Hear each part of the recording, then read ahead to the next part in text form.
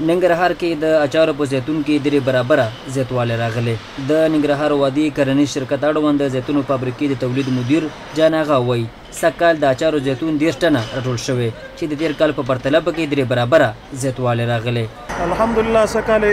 د تیر کال په نسبت باندې تقریبا 3 برابره زیاتوالی د اچارو په بخش کې راغلی دی چې په تیر کال 10 ټنه او سږ کال 10 ټنو ته رسېدلی دی. او د بسته‌بندۍ پروسه خو تر اوسه پورې تقریبا موږ 28,000 بوتله بسته‌بندي کړي دي د سږ کال د 1403 کال د اچارو د تولید شوي اچارو څخه تقریبا 1,60,000 پورې به انشاءالله موږ بازار ته دغه بوتلې په عرضه کوو چې هغه بیا مختلف سایز کې دي چې 1 کیلو هم دي او نیم کیلو هم دي او 250 ملي ګرامه به هم پکې شته دی.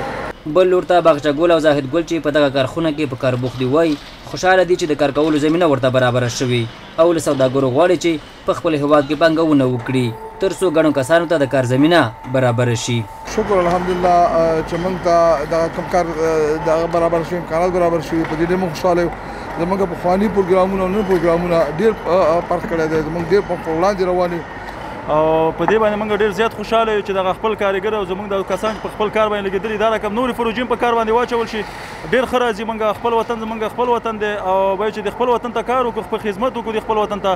او د خلکو نه مې دا هیله ده او دغه تجاران او دغه ملي تجاران چې څومره دي دونه مې دا هیله ده چې دغه د خپل وطن کې او دغه د خلکو ته د کار زمینه برابره کړي. د زیتونو فابریکې د مسؤلینو په وینا په دغه فابریکه کې د ورځې شاوخوا 15,000 د زیتونو اچارو بوتلونه پروسس او بسته‌بندي کېږي چې د ننګرهار په شمول دلته دغه بسته‌بندي شوي اچار د هېواد ګڼو ولایتونو ته د پلور په موخه وړل کېږي. نور عالم ارمان، ملي راډیو ټلویزیون، ننګرهار.